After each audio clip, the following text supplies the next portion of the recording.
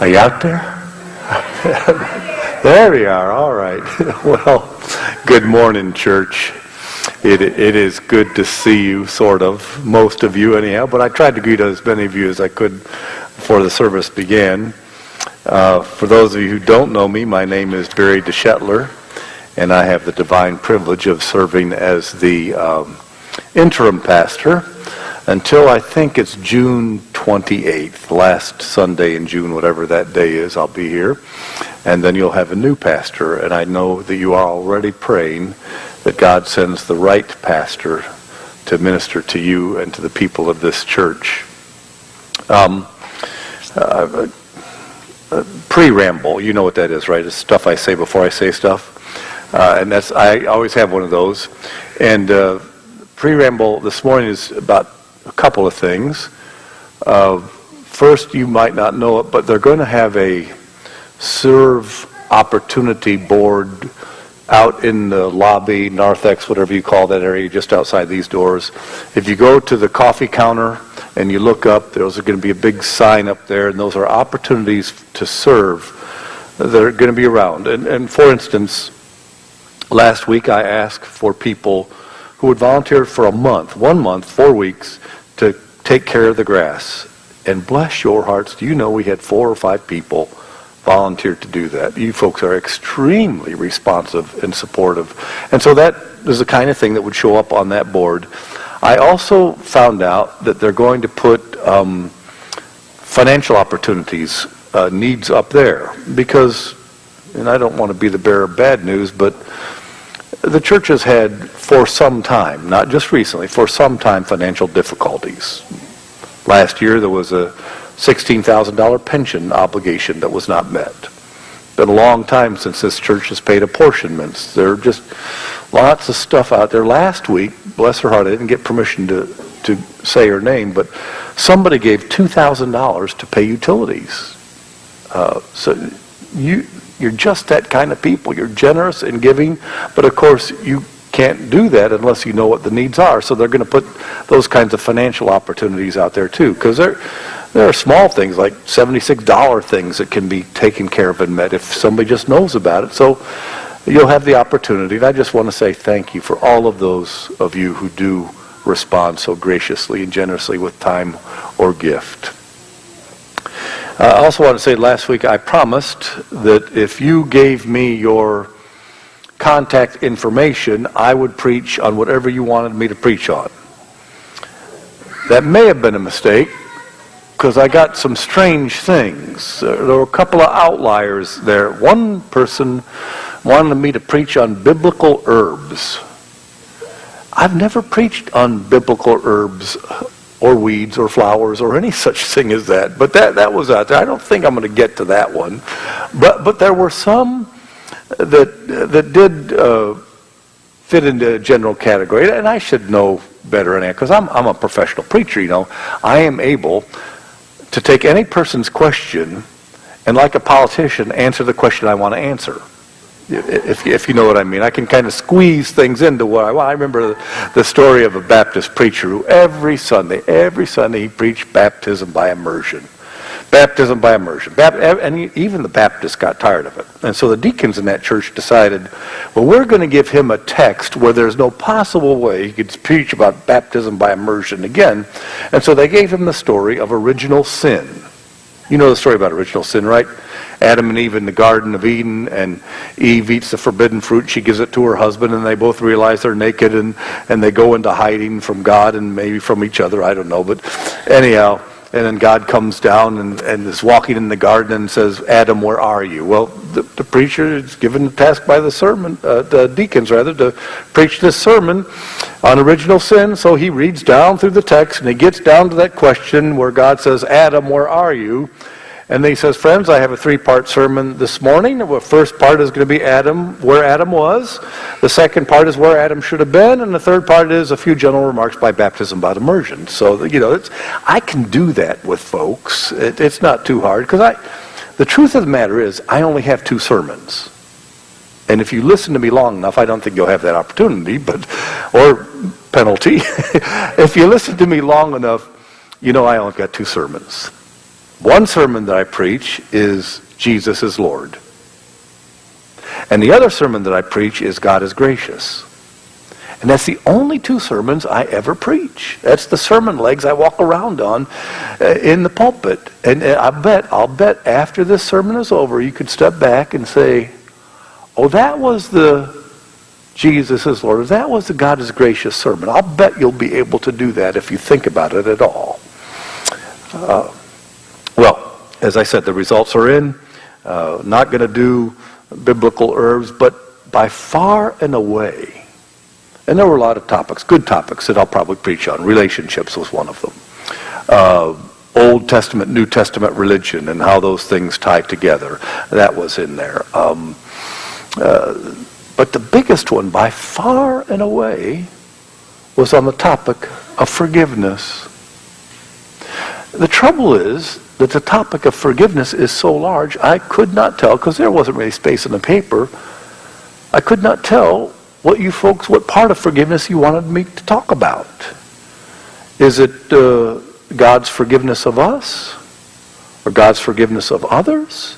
Or our forgiveness of ourselves? Or our forgiveness of others? Are we talking about forgiveness within the family context? You know, our spouse or our children or our parents? Are we talking about the forgiveness that is needed in this church because of some of the things that have happened here in the past? Or maybe we're talking about the mechanics of forgiveness. You know, what do I need to do to forgive somebody else when I really don't want to? How do I know if I'm really forgiven? Maybe that's a part of it.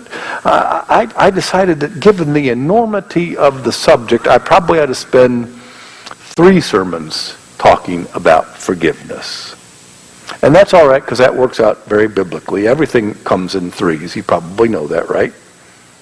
All the best jokes in the world are told in 3 parts, right? I mean, how do they all start? A priest, a rabbi, and a Methodist minister out in a boat. You know, that's how they start, right? Or there was an Indiana fan and a Michigan fan and an Ohio State fan, and they're all in an airplane that's going down, and there's only one parachute. That's how every joke starts. They all got 3 parts, you know? Every good sermon in old school days has how many parts? 3 parts in a poem to every sermon. That's just how it's supposed to go. Children's stories always play off the number 3, do they not? How many stepsisters does Cinderella have to make up that little family unit? Just how many bears does Goldilocks meet? Why not 1 bear or 2 or 5? How many pigs does it take to take down the big bad wolf? It's always 3. That's just how it is. It goes that way.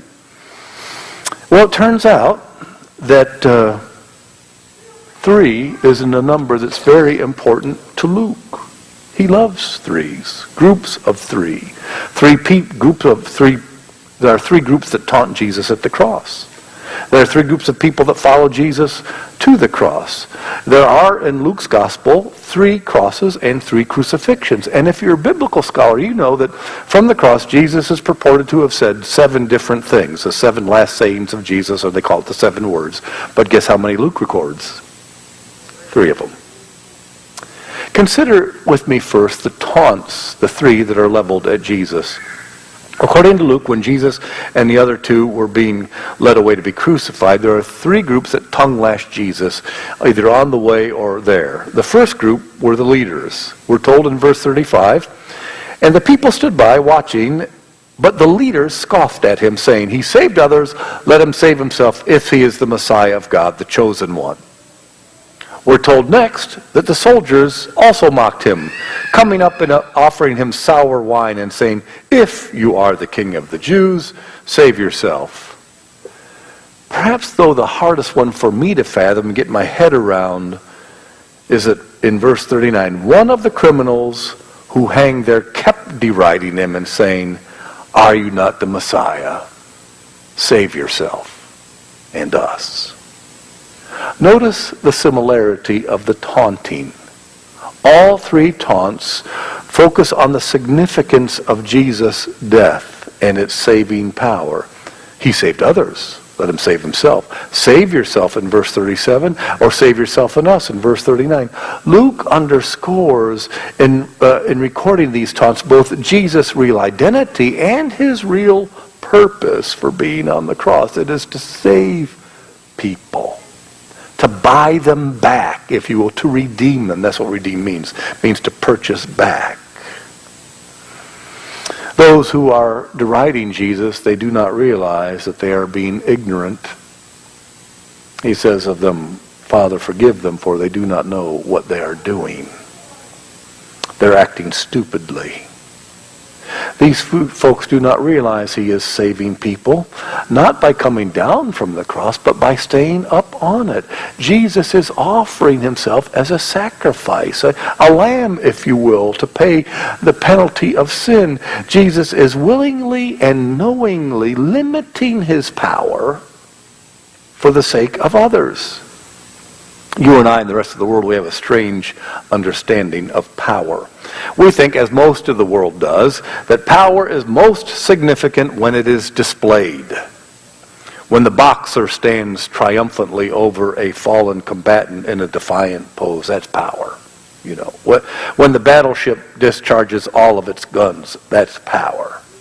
When the full force of the bomb is seen in an unfolding of a mushroom cloud, we think that's power. It is the exercise and display of power that impresses and imposes itself upon us in this world. But it's not that way in God's world. In God's world, it is far more powerful to have the power and not use it than it is to have the power and use it. It is far more in God's world powerful to restrain power than it is to discharge it. Jesus can come down from the cross. He can call a legion of angels to come to his aid. He has that kind of power, but he chooses to limit his power. Christ's apparent weakness is in fact an incredible display of strength and selflessness. It takes more power to stay on the cross than it does to come off of it. If Jesus comes down from the cross, he saves himself. But by staying on it, he saves all of us.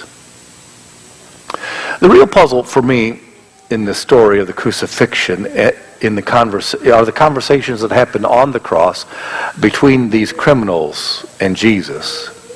Luke is the only gospel writer to record the words of the conversation that happens on the cross, on those crosses. Now Mark tells us, if you read Mark's gospel, he says that the two criminals derided and taunted Jesus. Luke's gospel says that just one of the criminals taunted and derided Jesus. So now which is it? Is it Mark who says there were two who did this? Both of them did it? Or is it Luke? And I have the hunch, I don't know, I'm just taking a stab at this, but both of them are correct. It's just my opinion, I can't be sure, but I think in the hour of their suffering, both men started to taunt Jesus, were haranguing him because of their own pain and because of their own wanting to be saved and their suffering, but over time one of them softened. One of them changed. One of them came to themselves, not only because of their own suffering, but because they saw how Jesus was dying. One grew more bitter and despairing. One grew more better and more hopeful.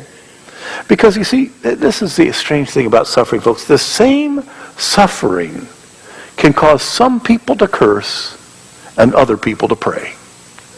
I have seen it happen so many times in my ministry. Probably the worst thing that could ever happen to a family is to have a child die, grandchild die. I can't think of anything worse than that. Yet I've seen families who just become so embittered by it. They berate God. They kind of get at each other. The family disintegrates and falls apart because of the strain and the despair. And yet another family that also loses a child. They don't berate God. They don't yell at God. They don't yell at each other. They lean on God. And they lean into each other. So one family that loses a child completely falls apart, and another family that loses their child, somehow they grow together and they become stronger. I guess some people are potatoes and some people are eggs. You know? You know how it is. You take a potato and you take an egg and you drop them into a pan of boiling water. And what happens to them? One grows soft, the potato, and one grows hard, the egg. Now, how can that be? It's the same pan, the same boiling water, same scalding experience, but one becomes soft and one becomes hard. I think, folks, a good prayer for all of you to say from now on is, "Oh Lord, make me a potato." That's right, make me a potato. Because I want to be softened and not hardened by what life throws at me. Now the first thief, he's an egg. He's hardened by the crucifying experiences of life. He calls out to Jesus in mocking sarcasm, "Hey, enough of this talk. If you are who you say you are and who others say you are, then save yourself. Get the three of us out of this because, frankly, I'm dying here." That thief, of course, is hurting, and you know the saying, I'm sure. Hurt people. Hurt people. The second thief is the potato, and he jumps in to protect Jesus, as well as ask a favor. Now, this is the interesting thing. That second thief, he's the only person that calls Jesus by name. I find that fascinating for some reason. I could be wrong. I could have missed something. Maybe I didn't read all my scriptures carefully enough. But so far as I know, in all of the passion stories and all the stories of Jesus' death and resurrection, this guy is the only one who calls Jesus by his name. Herod doesn't call him by his name. Pilate doesn't call him by his name. The soldiers don't call him by his name. But only this man says, "Jesus, remember me when you come into your kingdom." He acknowledges his need, his sinfulness, and he knows that Jesus can meet it. And frankly, folks, all you have to do is call out Jesus' name. How strange. Here is Jesus right in the middle of two of them. Everybody's seeing the same thing. Everybody's going through the same thing. Here he is, the pearl of great price for those guys to have, and one sees and one doesn't. One asks and one doesn't. One receives and one doesn't. It's right there, and only one of them, just one of them, is blessed eternally. There's a fable from India about a rich man who was traveling far from home, and a poor thief notices the rich man's fine clothes and his money bag. And so the thief decides that he's going to travel with him a while and look for a way to steal his treasures. So every night in the humble inns along the way, along the roadside, the thief unrolls his bedroll early in his room, goes to wash up, and he quickly returns to lie down, and he pretends to fall asleep. Then when the rich man gets up to go wash up for the evening, the thief goes into his room and rummages through all of his stuff in search of the treasure sack. The thief can never find it. As soon as he hears the rich man's footsteps approaching, he goes back into his bedroll and pretends to be asleep again. He's always certain he's just moments away from finding the treasure. Every morning, the poor man once again pretends to be asleep while the rich man goes down to get his breakfast. He runs over to the rich man's room, tries to find his stuff, can't find it. When he hears the rich man returning, he goes back to his room and then he goes down to breakfast. The thief never finds the money bag. Day after day, this goes on until the men finally reach their destination. As they are parting ways, the thief's curiosity gets the best of him, and he admits to the rich man what he's been up to. He says, "How have you eluded me for so long?" He said, "Did you guess that I was going to try to rob you?" "Oh, yes," said the rich man. "I knew that from the very first night." "Well, then, how did you elude me?" "Oh," he said, "it was very simple. Every night when you went to get cleaned up, before bed, I went into your room and I stuck my treasure in your pillow. And then in the morning, when you went down to breakfast, I went back into the room and took it back." Sometimes we miss the treasures that are so close to us. The unrepentant thief, he had a chance at forgiveness. He had a chance at paradise. It's right there next to him. But his bitterness, his anger, his agony prevents him from seeing it and obtaining it. Focusing, and I'm guessing now, focusing on his own pain prevents him from receiving forgiveness. The other thief had pain too, but he also saw Jesus suffering, and not just his own. And he found paradise. How sad for this guy to be caught up in his own pain. Because if there's one thing certain, folks, it is that all of us need forgiveness. And of course, according to Luke, as you heard, forgiveness is the very first thing that Jesus offers and says from the cross. And it's not just to the thieves. It's not just to his crucifiers. He says, Father, forgive them, for they know not what they do. I mean, who is the them, folks? Is it just Pilate? Is it just Herod? Is it just the soldiers? I don't think so. I think in Luke's gospel, the them, Father, forgive them, I think in Luke's gospel is anybody who's caught up in Jesus' death. But of course, you and I are Christians. And we say, and we believe, even though we might not understand how it works, we say and we believe that Jesus Christ died for our sins. And therefore, these words of forgiveness cascade down through all of time to you and to me, to anyone who asks and believes. Which of us here does not need a word of forgiveness? We all need forgiveness because we have all hurt each other. We've disappointed each other. We've spoke ill of one another. We spoke behind one another's backs. We've all been caught up in arrogance and selfishness, thinking, can you imagine somebody thinking that I know the absolute truth, and I have it all right, and you're wrong? The pride and arrogance of that is amazing, especially to me, because I do know it all. You know, but this doesn't bother me so much because, you see, we're in a relationship. And when you're in a relationship, you're going to need forgiveness. I've been married for 48 years now. And it's amazing how often my wife has been wrong. You know, she just needs to be forgiven all the time. But we're in a relationship, and that's how it works, you know. You cannot be in a marriage. You cannot be a cubicle buddy. You cannot be a roommate. You cannot be a best friend without at some point in your life hurting one another, disappointing one another, maybe even betraying one another, saying ill things, not speaking up, all those kinds of things. And therefore, you cannot live in any relationship without forgiveness. And not just from those that we harm, but ultimately from the one who all sins are against first. All sins are first against God. So we need God's forgiveness as well. I don't know if you folks take sermon notes or not. I doubt that you do, given the darkness of the room. I know in the other room they sometimes do. Some people doodle and some people leave it blank, but some people take sermon notes. And if you were writing down sermon notes, what I would want you to write down right now would be, Jesus prayed for my forgiveness. That's what he did. And I'd underline that once or twice. And then right after that, I would write, Jesus prayed for my forgiveness, and therefore, I'm forgiven. And I'd underline that 3 times. There is nothing that you could ever have done more heinous than what happened to Jesus in his crucifixion.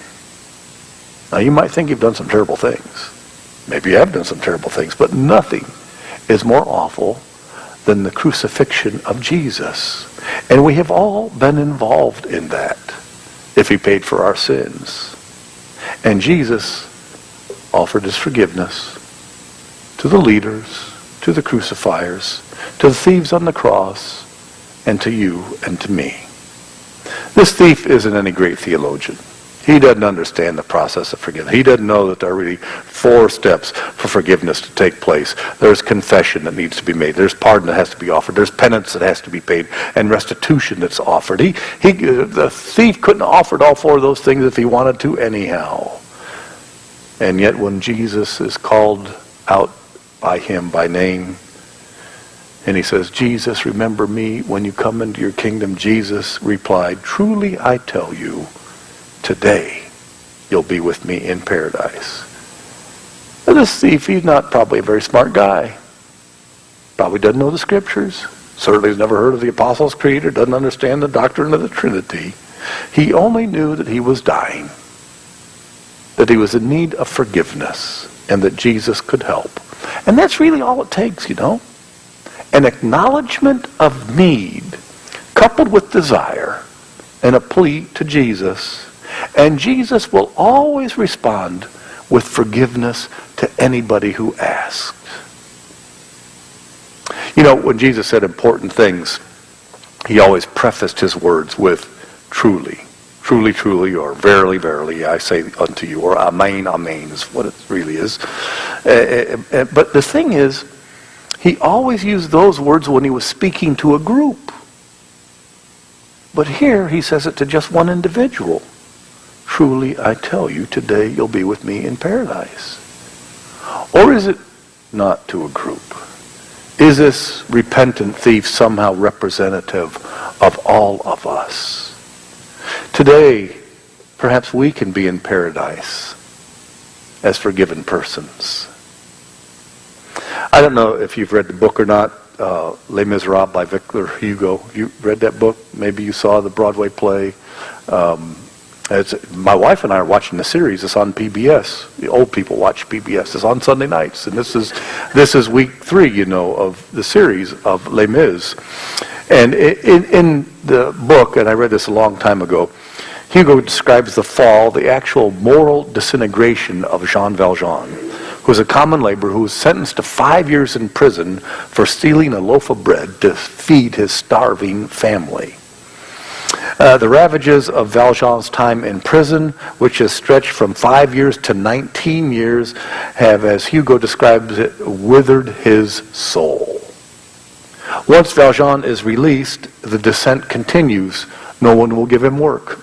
No one will sell him food. No one will give him a place to stay because of his criminal record.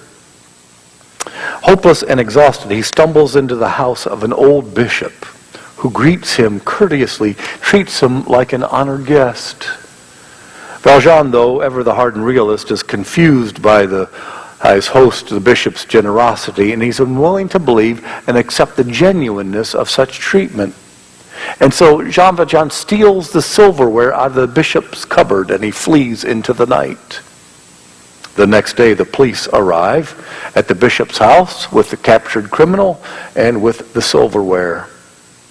Jean Valjean, of course, is naturally dejected at the prospect of returning to prison, this time for life.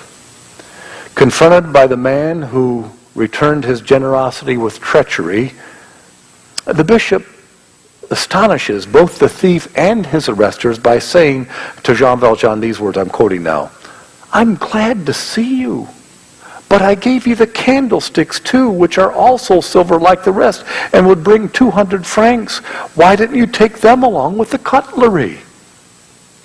As Hugo narrates the bishop's astounding words, and I'm quoting again, Jean Valjean opened his eyes and looked at the bishop with an expression no human tongue could describe. Forced to release their captive at the bishop's insistence, the police depart, and the bishop hands Jean Valjean the candlesticks. And he holds them just a moment longer before he sets him free with this blessing. He says, Jean Valjean, my brother, no longer you belong to evil, but to good. It is your soul that I am buying for you. I withdraw it from dark thoughts, and I give it to God. In the very next scene, Hugo describes Jean Valjean's lengthy and pathetic weeping as he views the depths into which he has sunk, and he begins to comprehend a whole new world of forgiveness and grace into which he has been ushered. In that moment, Jean Valjean dies, but he is reborn. And much of the rest of the long and turbulent novel is really the story of how Jean Valjean lives and gives as a result of this transforming encounter with grace. You know what grace is, right? The undeserved, the unlimited, the unqualified, the unlearned love and forgiveness of God. Today, you can be ushered in to this new world of forgiveness and grace. You can begin to live a brand new life. All you need to do is acknowledge, and this isn't easy, to acknowledge your sin, your need, your condition and to call out, Jesus, remember me when you come into your kingdom. Call to Christ and ask him to forgive you for whatever you have done that you shouldn't have done, or whatever you've said that you shouldn't have said, or maybe you should have said something and didn't, or didn't do something and you should have, and you just call to Christ and ask him to forgive you. And I promise you, if you do that, Christ will take your sin and he will take it as far as the east is from the west. And you say, well, how far is the east from the west? Well, it's about that far. Amen. And now may the goodness of God, the peace of God, the forgiveness and grace of God go with you all till we gather again in the Lord's name. Amen.